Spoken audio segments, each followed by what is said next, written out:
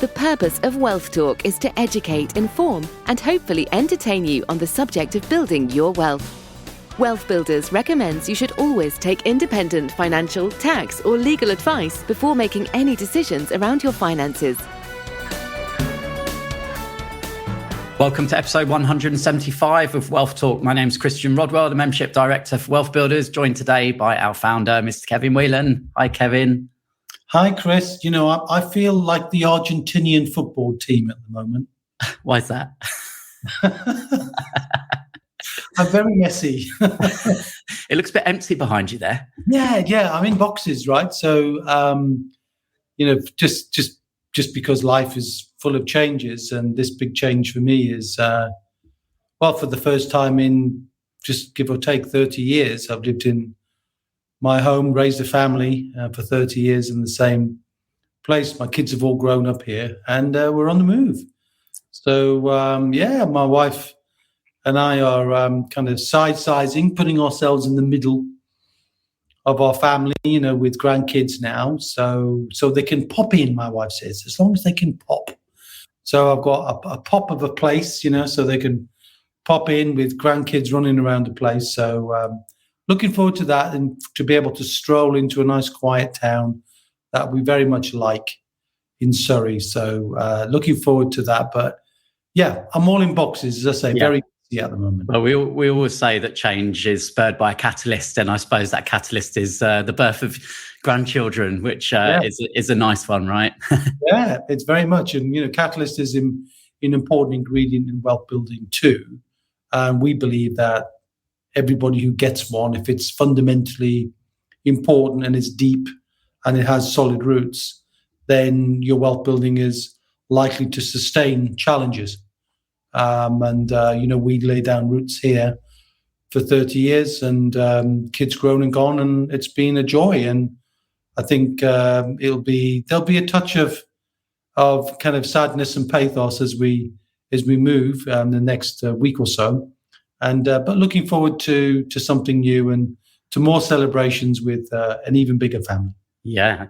Well, next podcast will be in a new location, but same format from us. And today we're focusing on pillar number 5 of our 7 pillars of wealth, and that's the business pillar.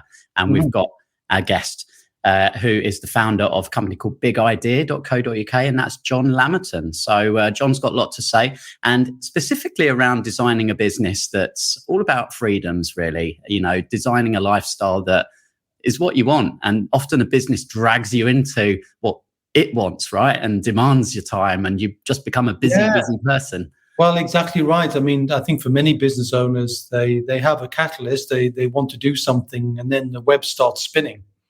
And then before long, they get trapped in the very web of their own making. And as a result, as John will no doubt explain, the challenges and the frustrations of people who get caught in that trap and end up, in many cases, not being either particularly well paid or getting a brilliant work-life balance. And that's a big challenge. So I think his message is fundamentally about, don't get the life your business gives you, get the life you choose to have. And he makes some very good observations that are really truly in keeping with wealth builder values, wealth builder principles, wealth builder applications. So look out for those, you listeners out there. See if you can spot the wealth builder parallels, and we'll try and draw those out as we usually do, Chris, at the end. But this is a big week, not just for me in terms of moving, but we've got a brand new intake, haven't we, into the Wealth Builders Academy. So that should be fun. Yeah, absolutely. So if you want to be part of that intake, or certainly just come and find out a bit more about what we do inside the Wealth Builders Academy, we're holding a live webinar tonight, actually. So if you're tuned in on the day of release of this podcast, which is Wednesday, the 23rd of November, 2022, then join us. There's still time to register. And Kevin and I will be walking through our 9-step recurring revenue roadmap and showing you exactly how we help our members move from financial insecurity to financial independence within 5 years. So head to wealthbuilders.co.uk/academy webinar, and we'll see you there. Mm-hmm. All right, so time now for our conversation with John Lamerton. John, very warm welcome to Wealth Talk today. How are you? Oh, fantastic, Christian. Thank you very much for having me. Pleasure to be here. Yeah, I'm excited to really dig into all the principles of business today and understand your story and how you work with business owners. And I love the simplicity that you bring to business, John. And you're an author. You've got 3 books out there. You've got A Big Idea, Routine Machine, Evergreen Assets. You're a podcast host, The Ambitious Lifestyle Business. And you've also got your own coaching group, the 1% Club. So you're, I won't say you're a busy man because you value your lifestyle, right? And really, I think today's topic is, how is it possible to have a lifestyle business and also create wealth? So let's begin there then, John. Definitely. The opening line, by the way, of my very first book, Big Ideas for Small Businesses, was a Tim Crider quote.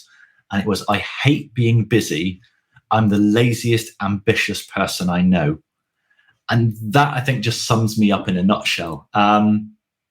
I hate being busy. I hate spinning plates. I hate demands on my time, but I'm also really ambitious. And I've got a lot of growth and I want to drive my business forward and I want to generate wealth, but I don't want to be busy while I do it, if that makes sense. It's a bit of a dichotomy, isn't it? Yeah. And you've got over 20 years experience in business, John. So it's something that's close to your heart. And, common belief, I guess, out there is that if you've got a lifestyle business that you're not really making any money, that you're quite small. But is that the case? In hindsight, I would say no. I used to believe that. So I used to really, really look down my nose at lifestyle business owners. It was this idea that if you've got a lifestyle business, it's not a real business. And I used to be the hustler, the 100-hour-a-week work. I used to be busy. I used to actually just work harder because I was a former civil servant. I quit my job to run an internet marketing business, and I started having some success. The more success I had, the more success I wanted. And when I was in my 20s, I decided very, very quickly that I wanted a big business. I wanted to be a multi-millionaire. I would look at the likes of Richard Branson, Alan Sugar, and I would emulate these guys. I say that these guys are billionaires. That's where I'm heading.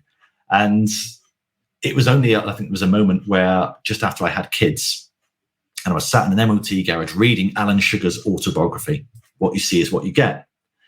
And at the time I thought, right, I need to study what at the time Sir Alan did back in the kind of 70s, because this is the stage I'm at in my business now. I'm emulating Amstrad. What do I need to do? And this line leapt out at me. I never really saw my kids much when they were growing up. And just honestly, Christian, in that moment, I felt, John, you've got it all wrong. This isn't what you want. You don't really want the helicopter and the yacht and the country manor. You want to be there for this little child who's just come into your world and is now the center of your entire life. And so I thought, well, what I do want is a lifestyle business. But that was still rattling around my brain. Lifestyle businesses are not real businesses. And at the time, it was Peter Jones on Dragon's Den was my go-to, because I'm going to be like Peter Jones. Once I've made it and I've got a big pile of money, I'm just going to sit there kind of deciding who gets my money and who doesn't. And there was this line that Peter Jones would often use. And he'd say to an entrepreneur that's pitched on Dragon's Den, this isn't a real business. You're just playing at this. This is just a lifestyle business. So I had that in my brain. Lifestyle businesses are not real businesses. So what do? Do I grow the big business and not see my children? Or do I give up on running a real business and have a lifestyle business? Well, it was actually a completely chance meeting with another of the dragons. And it was Doug Richard, who was probably, none of the listeners remember Doug Richard. He was on like season 2. One year he was an American tech investor. And I met Doug, and Doug said, lifestyle businesses are more profitable than the so-called real businesses that Peter Jones talks about. He says, the businesses that Peter's interested in, they're focused on top line. They're focused on turnover. He said, Peter wants 100 million turnover. He said, I don't care what your turnover is. He said, because if you're a real business and you're focused on the top line, you need to turn over 100 million to make 1 million. He said, if I'm running a small lifestyle business, he said, I can get 50% margin. I could get 60% margin. He said, I only need to turn over 2 million to earn the same amount of money. He said, I'm focused on the bottom line. Lifestyle businesses are more profitable. And that was, I think for me, the permission to actually do this and to choose a lifestyle business. And this is why, and as you said, the podcast is called Ambitious Lifestyle Business. I had to add that word ambitious because I wanted to make it very clear. And this was initially just to me and just to my team. I went back, I ripped up everyone's contracts and I said, we are now an ambitious lifestyle business. We work from home. We work hours that suit ourselves. We do work that we want to do, but we have ambition. We want to grow this business. We're not quite Steve Jobs making a dent in the universe, but we want to make a huge dent in our world, in our universe, if that makes sense. Yeah, no, it does completely. And just to help our listeners, understand kind of what qualifies you to be sharing all of this. You talked about your business there, but, just give us a potted history of some of the businesses you've been involved in and kind of, what you spend your weeks on at the moment as well. Yeah, definitely. So I've been involved in 60 small businesses over the last couple of decades. Very, very varied business. So travel sector, serviced office accommodation, floristry. What else have we done? We've told football fans where they can get the best pies. A lot of information marketing. That's really our go-to is info marketing businesses. I've got a sports betting business, a coaching business, and obviously now writing books as well. So it's been a wide range of businesses over the years. We've had some physical retail businesses. We've had premises. I've done some angel investments. So actually I was a dragon on a certainly very, very small scale, local scale. So we've actually invested in a mortgage brokerage as well. Ultimately, though, I decided, and this was the big kind of light bulb moment for me, not long after the Alan Sugar moment, was I was also emulating Richard Branson. Now, what does Richard Branson do? Richard Branson originally owned a record company and an airline and a mobile phone network and a radio station and a bridal wear shop and a wine business. So that was the person I was emulating. So I thought, right, I need to own a floristry shop and I need to own a sex toy website whilst telling people where they can get the best hotels in the south of Portugal. It was scattergun, it was random, and it worked for a while. But what did that lead to? That led to me being very, very busy. And I think I didn't mind being busy pre-kids, but the minute the children came along, the priority change of what I wanted out of life changed, I think. Yeah. And how does the term lifestyle business compare to what some people may have heard as portfolio lifestyles? For me, I've got what I call my ideal job description. And there was a little exercise I went through many, many years ago. And this chap said, right, I want you to write down what your perfect job description would be. Now, at this point, I've been running a business for about 10 years. I certainly don't want a job. If I did, what would it look like? And he said, no, just play along, be good. So I went, okay, right, what can I write this down? So I wrote down, I want to do what I want, when I want, where I want, how I want, if I want. And that, at the time, when I first did it, I thought it's really flippant. It's just me going, I just want complete freedom over everything. Every aspect of my job will be under my control. And that stuck with me. And it's 10 years now, and I still use that ideal job description. What I want, when I want, where I want, when I want, how I want, if I want. And I always repeat more than one of them. I don't know if there's probably 6 things in there. But that job description accurately, you can sum it up in one word: freedom. And to me, that is what a lifestyle business is. If you are, in my mind, if you are the majority shareholder in your business, you have a lifestyle business, because you have the power to choose what your lifestyle is like. If you want to choose Ferraris and country estates and helicopters and yachts, absolutely great. But your lifestyle is probably going to involve quite a lot of leverage, quite a lot of risk, quite a lot of hard work. If the lifestyle you truly want is a quiet life where no one ever bothers you, if you're the majority shareholder, that's under your control to shape that. But I see so many business owners who they get the lifestyle that their business lets them have. They don't take any control over the business to deliver the lifestyle. They just think, they automatically go, well, the business has to be bigger.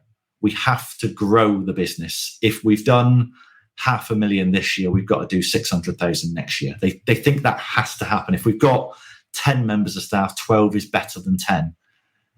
That's not necessarily the case. Yeah. I published a book in 2018. It's called Sack Your Boss, The Ultimate Guide to Escaping Your 9 to 5. And I shared in there everything that I'd learned from transitioning from employee to building a brand and my own business. And I mentioned in there that a trap that many people find themselves in when they make that transition is working twice the amount of hours for half the amount of pay. And how does someone avoid that then, John, from the beginning? I think it's being deliberate about what is the lifestyle you want. And it is very, very difficult, because as business owners, we get caught up in, and it's this, the dilemma. When you first start a business, someone will come along to you and say, can you do this? And you just immediately go, yes, we can do that. We'll figure out how to do it a little bit later, but we'll just say yes to everything. And this is the problem, is in the early days of running a business, you find yourself saying yes to everything. And if you don't stop saying yes to everything, eventually you end up a busy fool who is completely stretched. So for me, it's about knowing what your ideal job description is first. What does the lifestyle you want look like? I can give you a quick example. My wife, I managed to get her to quit her job.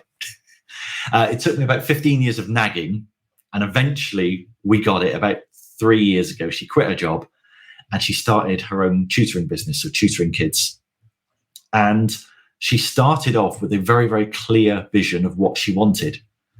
And within about 9 months, she'd gone past that point and was suddenly looking to just make more money and just, I'll take on more clients and I'll launch another business, or I'll take on another premises here. And eventually she said, well, why am I doing this? This isn't what I wanted. This isn't why I quit my job. I quit my job so that I had the freedom. I could make a difference in kids' lives. I could actually craft the business around. So we homeschool our 2 children, school runs, elderly parents, everything like that. This is why the business exists. And when was the last time as business owners you actually said to yourself, why does my business exist? My business exists purely to fund my lifestyle, both in monetary terms, but also in fulfillment and time. It needs to give me the time freedom to say, I don't work half terms. I can do the school runs 3 times a week. I've got Friday afternoon where if the sun is shining, I can go and play golf. That is the freedom I need my business to have. And it's being deliberate from the very, very start. Why does your business exist? And how is your business going to fund your lifestyle? And that flows quite nicely into the concept of the actual hourly rate, which we've talked about before. Do you mind just explaining that, John? It's an interesting concept. So as employees, we're used to being paid an hourly rate. And obviously, if you're freelancing or you're running a business, you may well charge yourself out at a particular rate. But I'm always interested, and this is where optimizing for lifestyle makes a big difference for me, because I'm interested in what you actually earn per hour. I speak to business owners and they say, oh, I bill myself out at £100 an hour. So that's great. Do you earn £100 for every hour that you spend in your business? I think so. Okay. So an hour spent surfing Instagram or just browsing LinkedIn. Oh, well, no, that's probably not £100. Okay. What about when you're diving into your email inbox? Oh, no, it's probably not £100 either. What about the bookkeeping that you do? Oh, I don't earn anything for that. Okay. So what do you actually earn for an average hour? And what I did there was I take 3 numbers. So how much money did you actually take out of your business last year?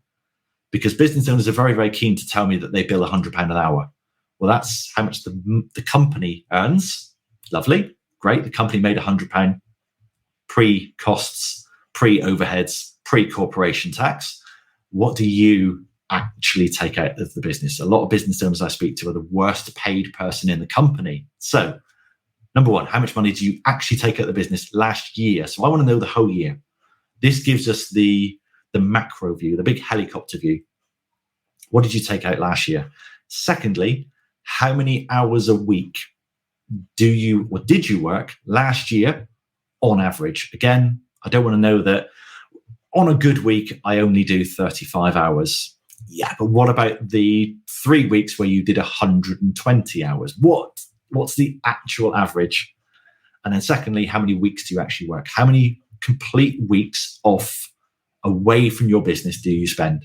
And I'm not talking about a holiday where the laptop goes with you and you just do a couple of hours every morning and you're always on the other end of the phone just in case there's any problems and you're just checking in a few times throughout the day. That is not a complete break from your work. What we then do is we take the amount of money you've earned in a year, we divide it by the number of hours you actually worked in a year, and we work out the actual hourly rate, how much you actually earn, divided by how much you actually, how much attention you actually gave to your business. And the number you get from that, and I've put a calculator on my website to make it kind of easy to work out, but that number can be very, very enlightening. My take on this is that you should be embarrassed to tell anybody what your actual hourly rate is in a good way, because that number should be excessively high. For most people, it's not, though. It's actually embarrassingly low. And that is actually the reason that my wife quit her job, is we put her teaching earnings in, how much she actually took out of teaching, divided by how many hours she actually worked in a week. By the way, she was a part-time teacher. So she was scheduled to work 3 days a week, which is about 25, 26 hours a week. She was doing 60 hours a week. Part-time, she was working 60 hours a week. So she was on a headline, decent salary, but she was working 60 hours a week. We ended up, and her actual hourly rate was something like £8.52 an hour. And at that moment, I opened up a new tab and I went to a jobs website. I pointed out to her, oh, look, I said, there's a job here that doesn't need a teaching degree. Sorry, it's Chewy, my cockapoo barking in the background there. It doesn't need a teaching degree. It doesn't need 2 decades of experience. It's an entry-level job at McDonald's. And you can earn £9.50 an hour doing that one. And that was the catalyst for her to say, oh my God, I need to get out of here and do my own thing. Yeah, reality check, which I'm sure if a lot of business owners went through that process, they would have an equal shock. So I guess the question is, John, and I know it's a big question, but if you're working with a business owner who realizes that they're spending far too much time and not enough return, what are some of the core things that you would begin with? Where would you start and say, these are some high impact changes you can make right now to start changing that? Yeah. So the first area I would look at is, where are you investing your time? we're all investors, whether we are investing money, whether we're investing time, whether we're investing energy, headspace, focus, attention, whatever. We have a finite amount of resources to invest. So where are you spending your time? If you've worked out your actual hourly rate is a pittance, then there's two factors to that equation: how much you earn and how much time you're taking to earn that money. So where is your time going, first and foremost? And a lot of business owners are wasting a lot of time on activities that do not generate the revenue. And there's a reason. I really appreciate this is an audio podcast, but those that are watching the video will see there's a bookcase behind me. One of the forward-facing books on that shelf is Richard Koch's book, The 80-20 Principle. I must reference 80-20 thinking on a daily basis. Anytime I speak to business owners, I've come off a call this morning with a business owner and I've said, look, you need to 80-20 your client list, because you've got clients who pay you £500 a year and you've got clients who pay you £5,000 a year, and you're giving them the same attention. You need to actually channel what you do towards the minority of work that brings in the majority of the income. When I first created my lifestyle business, my ambitious lifestyle business, and I said, right, I'm going to change everything. I've gone from 120 hours a week to about 25 hours a week. And that started with he's 14 nearly now. But he was a baby and he was going into nursery. I was going to be sharing daddy daycare, school runs, everything like that. And I said to myself, right, John, you've only got roughly 20% of the time available to you. So I was familiar with the 80-20 principle. And I said, right, I'm just going to do the 20% of tasks that bring in 80% of my revenue. If I just do that, I know I can live on 80% of my revenue. I know that. What actually happened was my revenue went up because suddenly I cut stuff out. And this is the thing that business owners don't get. I mentioned earlier, when you first start in business, you say yes to everything. Once you get past a certain stage, you need to say no to everything. No needs to be your default answer. There's another book on this shelf, which you can't see because it's just behind me, but it's Derek Sivers' book, and it's called Hell Yeah or No. And this, for me now, is my default mindset. If this opportunity, if this piece of work, if this business is not a hell yeah, I absolutely have to do this. This presses all of my buttons. It fires me up and it is insanely profitable. Then the answer is no. And the answer has to be no, because I have a finite amount of time to invest in any project.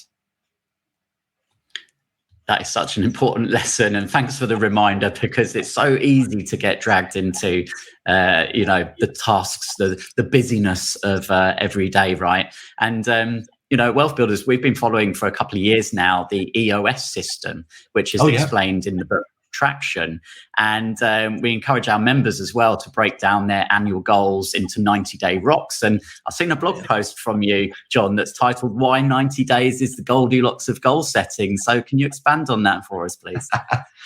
Absolutely. So I discovered the beauty of 90-day planning probably about 8 years ago now, and literally as we're mentioning here, I have all my old 90-day goals in a folder here. And it's amazing to see what is possible, because for me, 90 days is the Goldilocks. It is just right. What most people do is they set themselves an annual goal. New Year's Eve comes around. Next year, I'm going to finally lose all that weight. I'm going to double my business. I'm going to start property investment journey. I'm going to absolutely smash it next year. And then, I don't know, the middle of January comes around and they say, well, I don't need to start yet because I've got the whole year to worry about this goal. And then April comes around and they've done a few bits towards it, but I've still got plenty of time. It's fine. Not to worry. Then they come back from the summer holidays and it's September and they still haven't really moved things forward. And now they start thinking to themselves, well, I'm never going to achieve all that in just 3 months, am I? So the goal is too big. The timeline is too big. 90 days, however, that's 3 months from now. So I always like to imagine, and I told a story the other day about, has anyone ever heard a story about a magic genie? So imagine you're up in the attic, or you're in your storeroom, and you find this little lamp, you give it a rub, a genie pops out and says, hey, Christian, I'm going to give you 3 wishes. And you can have any 3 wishes you like. But I know what you business owners are like. So I'm going to give you a few caveats. Number 1, whatever you wish for must be realistic. Okay. I cannot make you 3 inches taller. Okay. I cannot double your net worth. But as long as you make me a reasonable request, I will grant it to you. Number 2, you won't get the actual wishes until 90 days from now. And number 3, I need you to do a little bit of work just so that all these other people don't think it's magic. Okay? Do you agree to those rules? Brilliant. What we will do then, give the little magic lamp a rub. Give me your 3 wishes. 3 months later, as long as you just do this little bit of work, they will come true.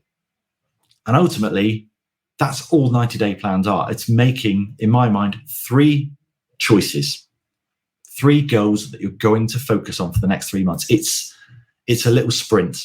We can all focus for a short period of time. But 90 days is also long enough that you can do something meaningful. I've written a small book in 90 days. I've launched a brand new business in 90 days. I've overhauled one of our processes in 90 days. I've sorted my investment strategy in 90 days. And this is this very clear focus for a 3-month period, a 3-month gap. We're going to focus on this. I'm going to make these wishes. The genie's going to give me those 3 wishes. And then guess what? I get another 3 wishes in 90 days' time. Yeah, completely on board with that 90-day rule as well, those 90-day sprints. And also something I think we both agree on very much is the importance of community and surrounding yourself with like-minded people. And I know you've been part of masterminds and focus groups. And of course, you now run those for your own members. But, how much of a difference does it make? Because we see so many business owners and people when they're building wealth, really feeling isolated and on their own. Yeah, it is. I think it's one of the biggest reasons we have built the community that we have is from the very, very beginning, we were very clear on the type of person we wanted in our community. We wanted genuine people who would look out for their fellow community members. And time and time again, we go out with our marketing and we say, right, join our community and we'll give you some education, we'll give you some knowledge, we'll give you some resources, we'll help you grow your business, we'll help you improve your business. And then time and time again, we speak to them 6 months later and we say to them, what's the greatest thing you've had as a result of joining our club? And they say, it's the community. It's the people. It is that when I'm having a really, really crap day, it's a safe space where I can go, do you know what? Things are crap. Things are awful right now. There's a story I tell a few of our members. I was part of a networking group probably about 10 years ago. Actually, no, it was a bit longer than that because it was the global financial crisis, 2008. And I was at a conference and I met a friend of mine. And you had that usual thing. Hi, John, how's business? And I immediately went, oh, it's absolutely, brilliant, mate. Great. How about you? And I didn't even get to ask him how he was before he went, liar. He said, you're an absolute liar, you are. I said, what do you mean things are all right? I was like, no, you're right. They're absolutely shocking, mate. I can't say, I'm like crying myself to sleep at night. I really am. He's like, yeah, I know. It's terrible, isn't it? And that's the atmosphere, the environment that I wanted to create within our club was everything's not sunshine and roses. If you are a business owner, and particularly if you're a lifestyle business owner, no one else understands. No one else knows what it's like. And we've all been there where you've had, a client, something's gone wrong, you've made a mistake, and you've lost a client, And you really feel like, who's going to understand? You go home and you tell your partner and they're like, oh, well, that's fine. But they don't understand because they're not a business owner. Who do you celebrate your wins with? Who do you commiserate with? Who will actually understand when you offload? And it's weird because I see myself as a very kind of analytical, spreadsheets, logical guy who, when I created the 1% Club, it was never about community and, giving people an arm around the shoulder. But that is the greatest thing that people get from it. It's the greatest thing that I get from it.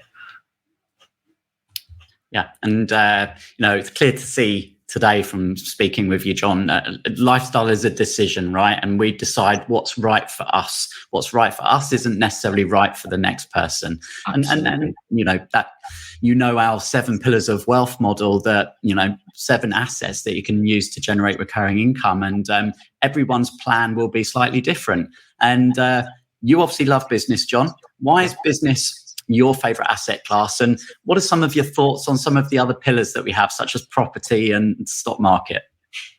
Cool. So I would actually say that the stock market is my main pillar.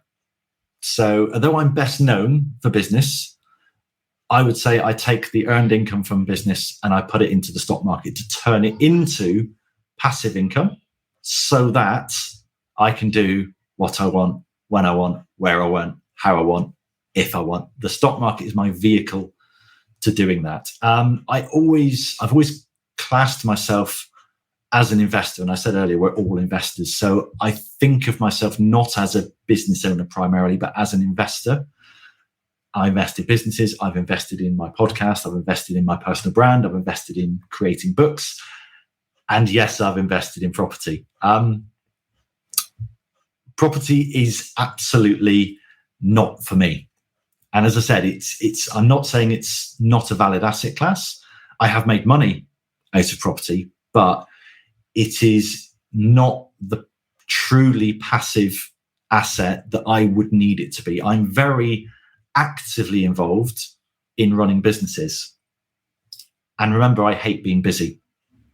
So when I have invested in property and I suddenly get a notification that one of my tenants has flooded the bathroom upstairs is now in the kitchen downstairs, I suddenly have to drop things and resolve that problem.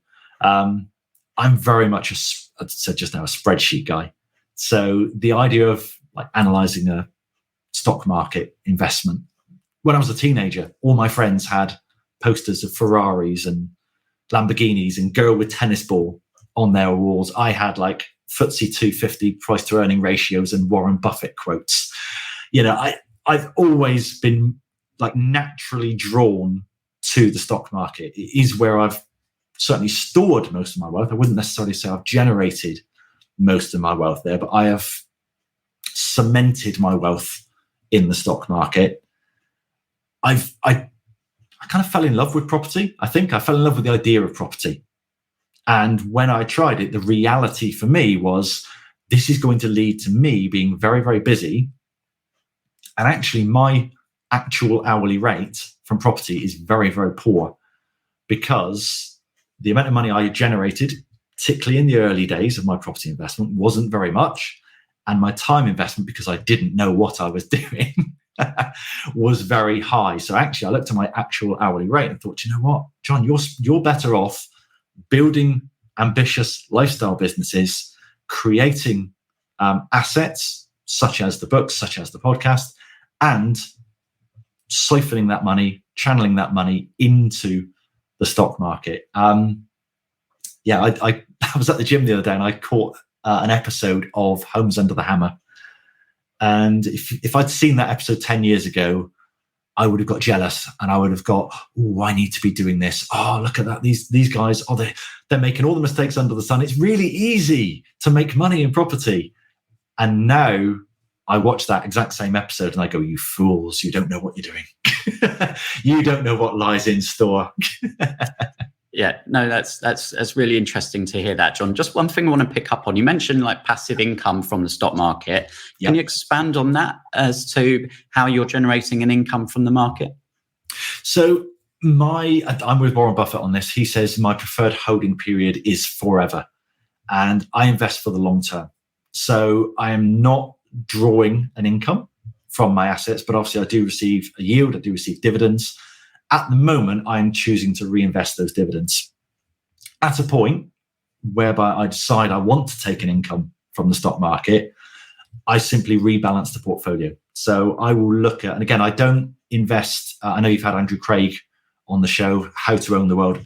I'm following his strategy. So I own funds primarily. I don't necessarily invest in individual stocks. So if I own a particular fund, I may, within that fund, own 200 companies. And it doesn't necessarily matter how Hewlett-Packard does or Microsoft does or Facebook or Visa. There will be fluctuations within that, but I can just sell 3 units of the fund and take the income from that. The idea is I'm pound cost averaging in over, for me, it's been 3 decades and counting now. But I can actually, I've got the growth long term, and then I can just rebalance the portfolio, take some out. There's obviously capital gains tax allowances. Anything with an ISA is tax free as well. So it can be structured in a very tax efficient way. But the beauty of labeling it, certainly within pensions and within ISAs, is that you can roll over your gains tax free. You actually won't pay tax on any of your gains. You can snowball those gains for decades and then just pay tax on what you take out. And again, so you can structure that in a tax efficient way, making sure you use your capital gains tax allowance, your partner's capital gains tax allowance, your personal allowance, dividend allowance, everything like that can be structured in a very, very passive, tax efficient way. But it does require long-term thinking. This isn't, because I know, let's say with property, ultimately you could buy property, you could structure up your portfolio, and you could take an income from that 6 months from now. That isn't something you could necessarily do with the stock market. Obviously, yes, you could buy dividend yielding stocks. You could buy, there are stocks are on sale at the moment, shall we say. So there's some very attractive yields appearing.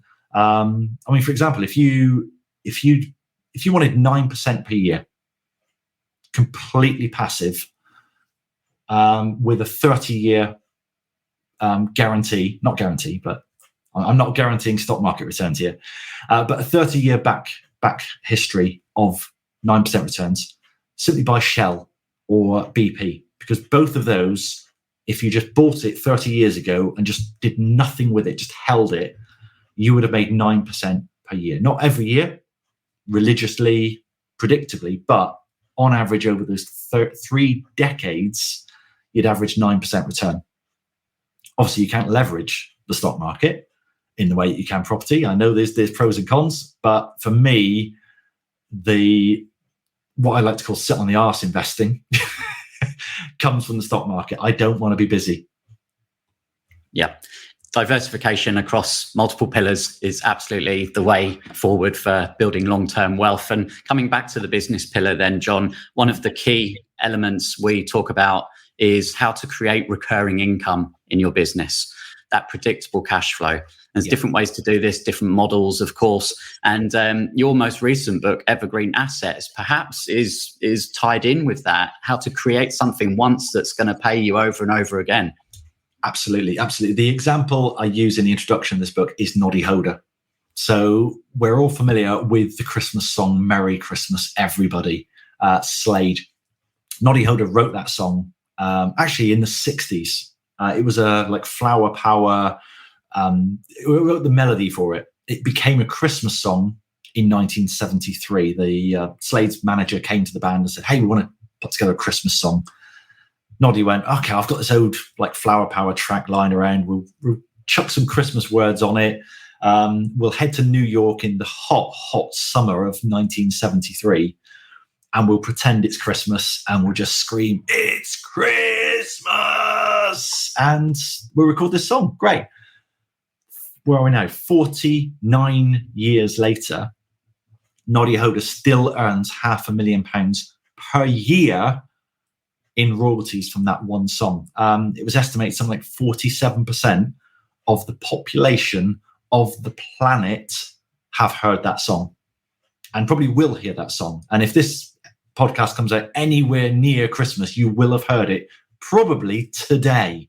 And if you haven't heard it today, you probably will hear it today. And the next time you hear it, just remember that Noddy Holder has earned £500,000 per year for 50 years nearly as a result of one night's work writing a song. And that's the kind of assets that we're looking to create. You do the work once and you reap that reward again and again and again. You buy BP once, you get a dividend twice a year, every year. Yeah. What might be some other examples within business, or even your own examples, John, of some of those evergreen assets?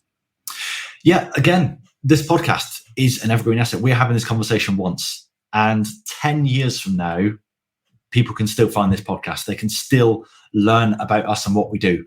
You create a website, great, that's evergreen. People can find that website 6 months from now, 6 years from now. The books that we create.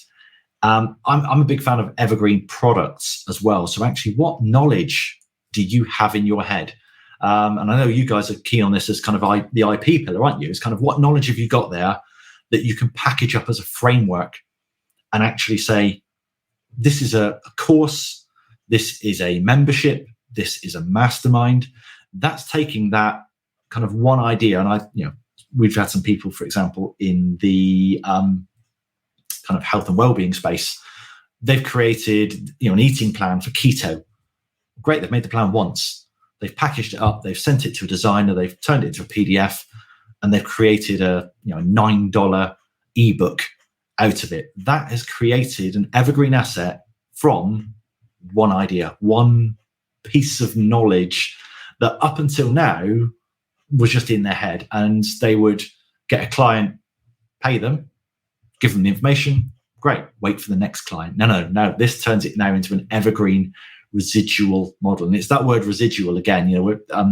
Property investors are well aware of the term residual income, but I like to think of residual as thinking of like a frying pan.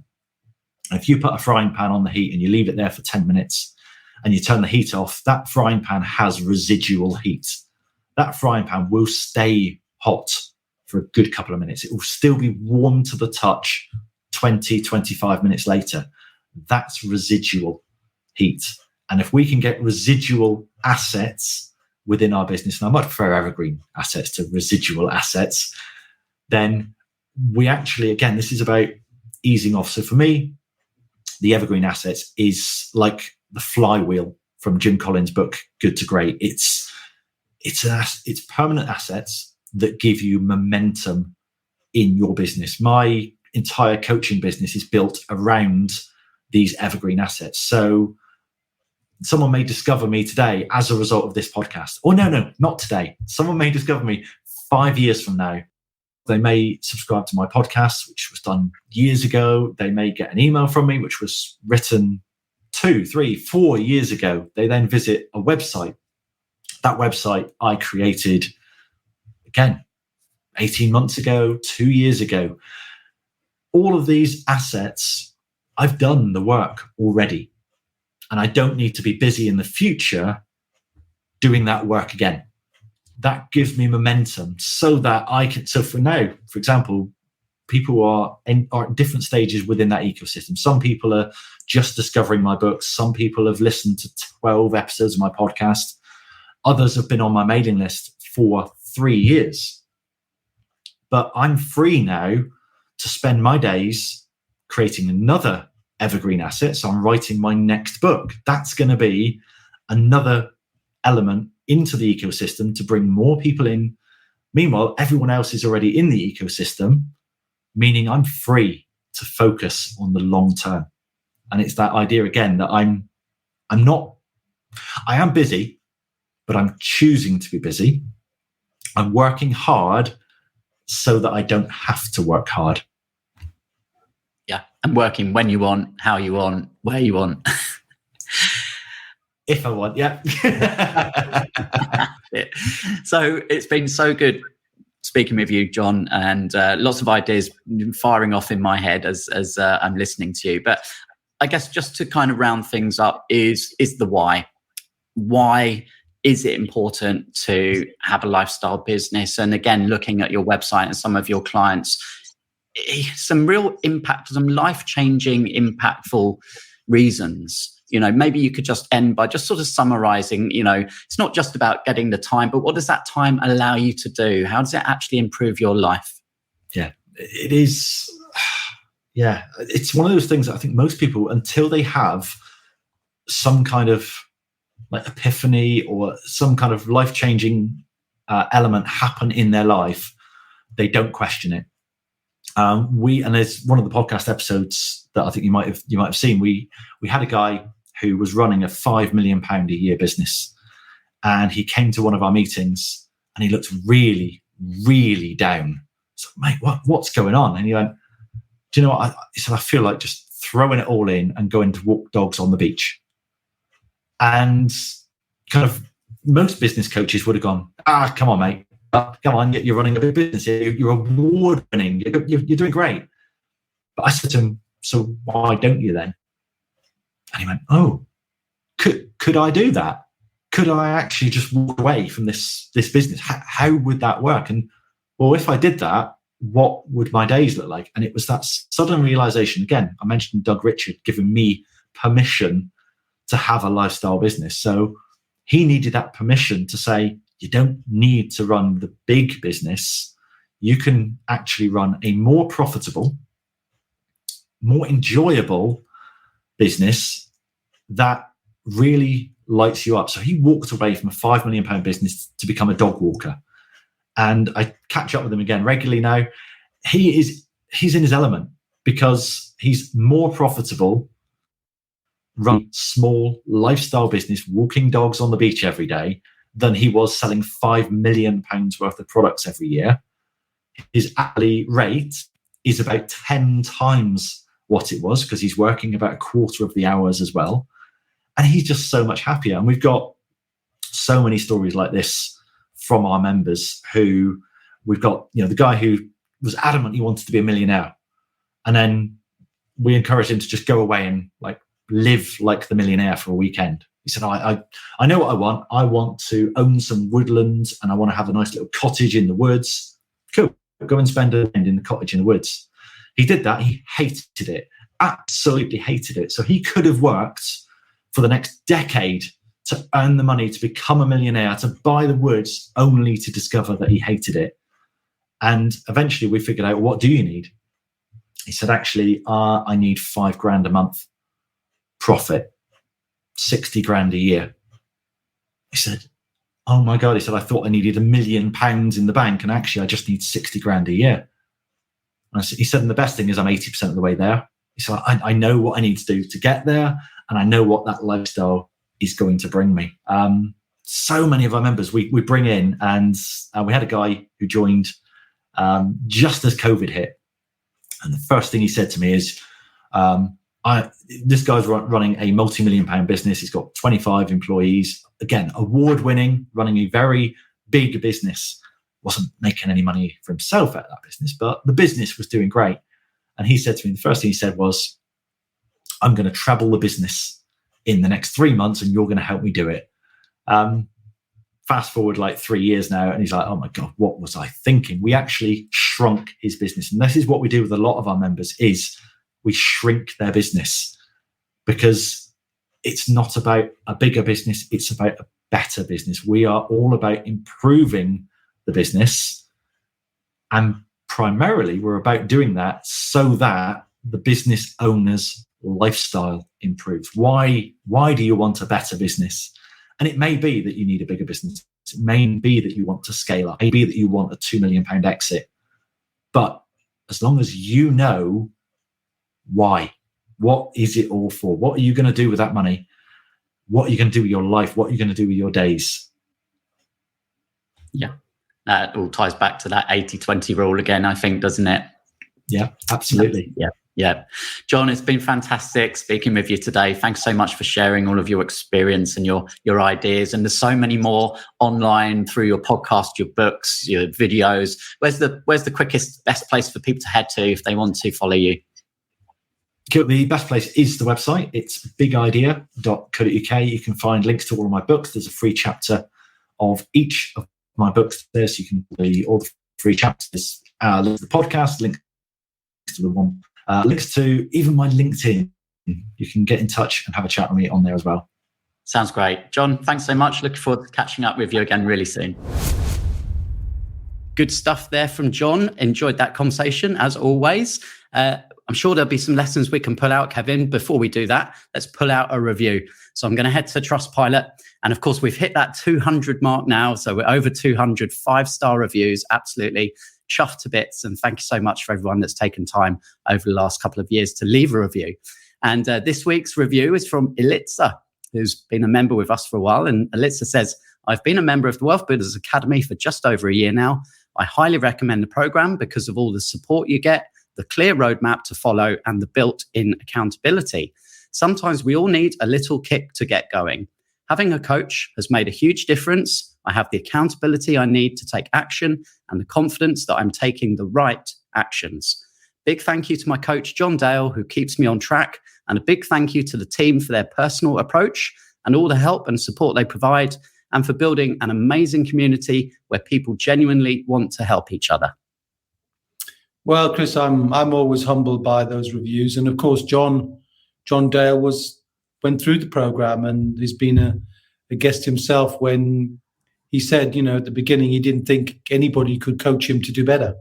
So now he's coaching others to do that, and I think we all need some guidance along the way, because I think you ably explained with John that sometimes business owners and often employed people as well can feel somewhat isolated in their wealth building plan because they're the only person doing it. And often there's conflicts and confusion within a family as well. And definitely, you definitely don't talk to friends if they don't share the same ambition as you, because they'll say, you're thinking about doing what? So that you need that environment of like-minded people on the same journey. So we're pleased and proud of how we built that community up, Chris. And I think John makes some observations that he's trying to do the same thing. A slightly different message, a slightly different way. But I particularly like the incremental thing that John stands for, which is, his other business is or his community is 1% Club, which is making tiny changes, but weekly, which I think is in keeping with the Wealth Builder message, which is never let 30 days go by without making a decision that can impact positively on your wealth. And I think we're saying the same thing, but just saying it in a slightly different way. And I love that when somebody says the same thing as we're saying, but just with a different twist on it. It shows that we're coming from the same angle with the same principles and the same integrity. So, I particularly like that from John, but you pulled out a whole sackload of different benefits. I felt like it was Christmas, Chris. So many hits coming out of that one. It soon will be. No, I think just carrying on from your point there, and John was saying, it's not always about growing and being bigger, but just improving. And often a smaller business, a lifestyle business, can be more profitable. Companies that are making multi-millions, when you look at the turnover and then you look at the profit, it can often be a big gap. But in a smaller business, the margins can be much higher. So, bigger is not necessarily always better. Yeah, and I think it's more about the lifestyle. I think he made that point, didn't he? That if you know that you can generate a profit doing the work you love to do, again, very similar to our freedoms, what do you want to do, when, with who, how do you want to do it, where do you want to do it, and if you want to do it so you can say no, and he talked about saying no instead of saying yes as the default. I think these are all valuable things. But wealth building is an incremental process. We often refer to it as turning the wheel, which is like turning the cogs on a crankshaft. You have to go from 1 to 2, from 2 to 3. You can't go from a standing start to 7th in a vehicle because you crash and burn. The engine will fall out. You can't do that, and the engine being you. So you have to take things very gradually, very slowly. So I think he makes that point very well. Yeah, and of course, we always talk about diversification. Focus your way to security. So that might be one pillar or two pillars. And then that gives you the breathing space, gives you more time to focus on other pillars. And John talked about the investing bit, the stock market. And of course, we had Andrew Craig on last week's episode, the author of How to Own the World, talking all about the stock market. But again, John's saying he builds up his preference, right? Because we all have different plans. We're following the same roadmap, but everyone's plan is different. And John's is to build profitable businesses and then take some of that profit, put that into the stock market for the long-term compounding and the tax-free wrappers that obviously he mentioned as well. Yeah, and that's a perfectly good plan. And I know he's been doing it for a very long time. So it's a good plan for a long time. Very difficult plan for a short time. So if you come at the wealth building process and you've got 5 to 7 years, you're not going to make it in the stock market. It's just not possible to do that unless you learn different strategies to create an income from that, whether it's through trading options, whether it's through a high focus on dividends, whether it's property related in terms of REITs and other things. So there's lots of different tactics you can apply to focus on the income, but that's a long-term plan. It wouldn't be my favorite plan for someone starting off, with a limited time frame. But talk someone who's 30, it's a good long-term plan. Short-term plan, not necessarily mine. But then, as you said, we're all driving a different vehicle on the same road to the same approximate destination because everybody's outcome is different. And the vehicles we choose can be different. And that's why I like wealth building so much, because everybody chooses a slightly different way of achieving their version of what wealth looks like for them. Yeah, so we really like John's message. And thanks again to John for sharing with us today. And again, if you're listening and it's the day of release of this podcast, then there's still time to jump on tonight with Kevin and myself. And we will be showing you exactly how you can put in place your own plan to reach financial independence within the next 5 years. And that could be a plan that you could start with us at the start of 2023 and make next year your best year yet. So we'd love to see you there. Head to wealthbuilders.co.uk/academy webinar and register and jump on. And we will look forward to seeing you later, hopefully. Yeah, I'm looking forward to it myself. A whole different location for me and a whole different background. So many people have seen my kind of normal background. That's going to be different, but it's going to be the same old geezer with the same old message, with the same old youngster, you keeping me on track. So until then, my friend, see ya. We hope you enjoyed today's episode. Don't forget that we are constantly updating our resources inside the Wealth Builders membership site to help you create, build, and protect your wealth. Head over to wealthbuilders.co.uk/membership right now for free access. That's wealthbuilders.co.uk/membership.